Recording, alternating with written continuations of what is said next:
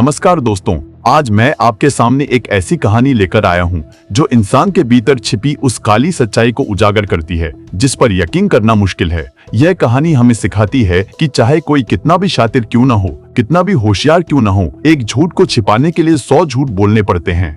और कहीं ना कहीं एक छोटी सी गलती ही उस बड़े गुनाह का पर्दाफाश कर देती है। यह कहानी सिर्फ अपराध की नहीं है, यह भरोसा टूटने, रिश्तों के तार तार होने और एक सोची समझी साजिश की कहानी है। यह भयानक और सच्ची घटना हमें ले जाती है महाराष्ट्र के शहर पुणे में। तारीख थी 28 अक्टूबर 2025 की सुबह। पुणे की वारजे मालवाड़ी पुलिस स्टेशन की चौखट पर एक अधेड़ उम्र का आदमी गुमसुम बैठा था। यह आदमी था समीर पंजाब राव जाधव, जिसकी उम्र 42 साल के करीब थी। वह वेल्डिंग और फैब्रिकेशन का काम करता था। मेहनतकश आदमी था, लेकिन आज वह काम पर नहीं, थाने में बैठा था और उसकी आंखों से लगातार आंसू बह रहे थे। जब थाने के संतरी ने उसे रोते हुए देखा तो उसे अपने पास बुलाया। समीर अपनी बात ठीक से कह नहीं पा रहा था, उसकी आवाज रुक रही थी। उसने इशारे में बताया कि वह साहब से मिलना चाहता है। जब वह बड़े अधिकारी के पास पहुंचा तो उसने रोते हुए बताया, साहब, मेरी पत्नी अंजलि गायब हो गई है। 26 अक्टूबर 2025 को दोपहर 2:15 के बाद से उसका कुछ पता नहीं है। मैं बहुत परेशान हूँ। समीर की आवाज में इतनी बेचैनी थी कि सुनने वाले को भी।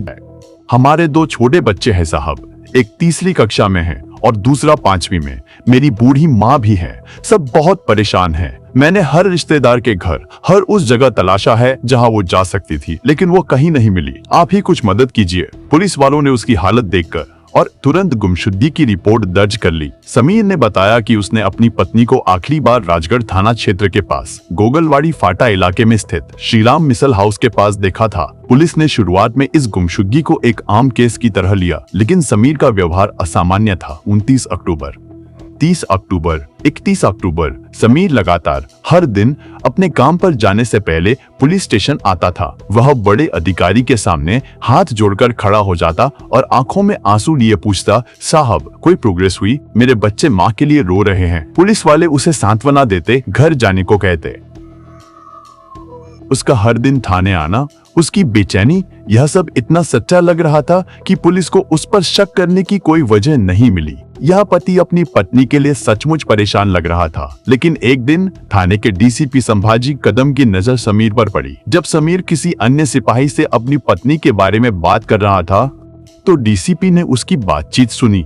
फिर डीसीपी ने उसे अपने पास बुलाया और पूरी कहानी दोबारा बताने को कहा।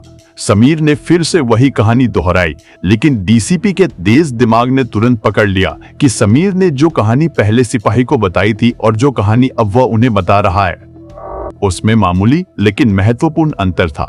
डीसीपी को शक हुआ। उन्होंने समीर को पानी पिलाया और कहा, ठीक है, तुम यही बैठो, मैं 5 मिनट में आता हूँ। कुछ देर बाद डीसीपी ने उसे फिर बुलाया और कहा, हाँ समीर, अब एकदम शुरू से बताओ, मैं थोड़ा व्यस्त था, ठीक से सुन नहीं पाया। जब समीर ने तीसरी बार अपनी कहानी सुनाई तो इस बार बयान में फिर से कुछ नई बातें और तथ्य शामिल हो गए जो उसने पिछली 2 बार नहीं बताए थे। डीसीपी कदम का शक यकीन में बदल गया। उन्होंने अपनी टीम से कहा, इसकी पत्नी के गायब होने में इसी का हाथ है, इससे सख्ती से पूछताछ की जाए। जब पुलिस ने सख्ती दिखाई तो समीर का असली रूप सामने आया। उसने घबराकर पुलिस से कहा, साहब, मैंने दृश्यम फिल्म 4 बार देखी है, आप मुझे ऐसा टॉर्चर नहीं कर सकते। मुझे पता है आप क्या कर रहे हैं। यह डायलॉग बाजी, यह फिल्मी ज्ञान समीर के लिए सबसे बड़ी गलती साबित हुई। एक परेशान पति फिल्म के डायलॉग नहीं बोलता।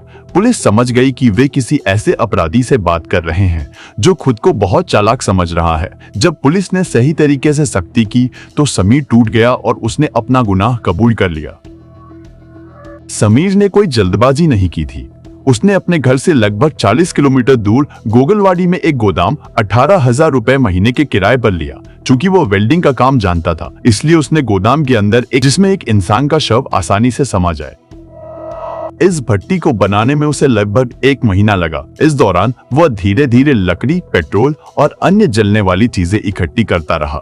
26 अक्टूबर 2025 की दोपहर वह अपनी पत्नी को घुमाने के बहाने घर से ले गया। वे मुंबई बेंगलुरु हाईवे से होते हुए एक होटल से भेलपूरी पैक करवाते हैं। फिर वे सीधे उस किराए के गोदाम में जाते हैं।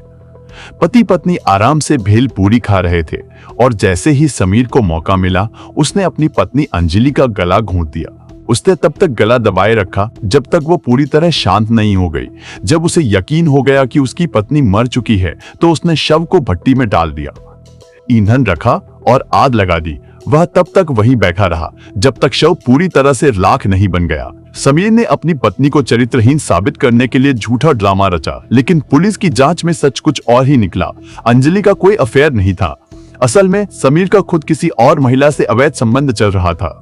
वह अपनी इस आजादी के लिए अपनी मासूम पत्नी को रास्ते से हटाना चाहता था। समीर को लगा था कि बिना शव के पुलिस कुछ नहीं कर पाएगी, लेकिन उसके बयानों का विरोधाभास और दृश्यम फिल्म का वो घमंड उसे ले डूबा। 7 नवंबर 2025 को पुलिस ने उसे गिरफ्तार कर लिया। फिल्मों में भले ही अपराधी बच जाए, पर हकीकत में कानून के हाथ बहुत लंबे होते हैं।